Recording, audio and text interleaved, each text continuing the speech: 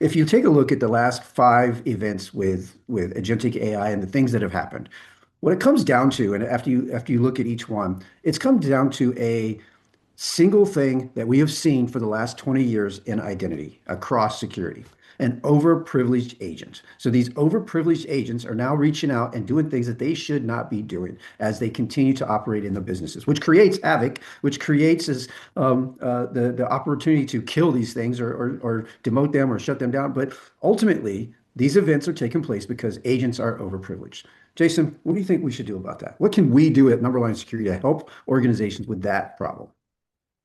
I think you're speaking from experience, because my understanding is that you deployed OpenClaw on your device and you gave it too many privileges and it came back and bit you in the leg, right? That was not open. Let's be clear. It was not OpenClaw. It was a different agent, but absolutely, I'm speaking from experience. That's right. That's right. It had too many privileges and it did something that it thought was going to be extremely helpful and deleted a bunch of work. So that kind of sucked. 16 hours worth of work, anywhere between 8 and 16 hours worth of work gone because it thought, hey, the best way to fix this is to start over. So it started deleting everything.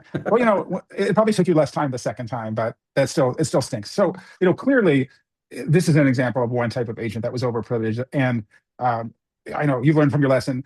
You learned a lesson from this, but as enterprises, in particular, as security professionals and enterprises, I think this comes down to governance and visibility and governance, because you need to provide a way. The term I heard recently was golden path, right? You need to provide a golden path for your non-security users to adopt AI in a way that has pre-built restrictions with limited capabilities for this agent. So when someone does this, they're like, hey, this thing is going to make me super productive, that it can't go and erase 16 hours worth of work.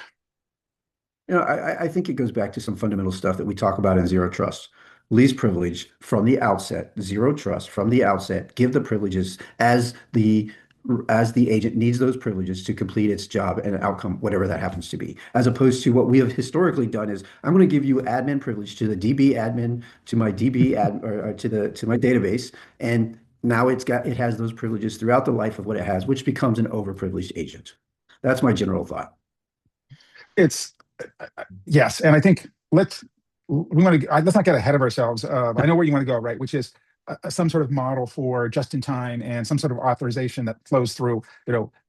Let's not get stars in our eyes yet, right? Let's just start with the basics of, okay, we have a written policy and some education for our users of, hey, first of all, don't deploy agents like this, deploy it like this, and when you do so, here's how we are going to validate they're configured properly, and don't give this thing full read-write access. Don't give it to your credentials to the company-wide SharePoint, because bad things are going to happen.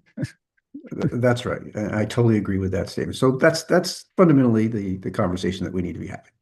Okay. We got a lot of work to do as an industry, and I'm not even talking about the technical controls around delegated authorization and what operating on behalf of.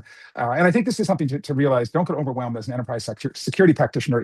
There's some basic blocking and tackling that is 100% solvable, that you got responsibility to get ahead of, which is don't be like Jerry here, right? Don't let your end users deploy an agent that's going to delete a bunch of files on their device or on a SharePoint or a OneDrive. That's going to cause a lot of pain in your organization.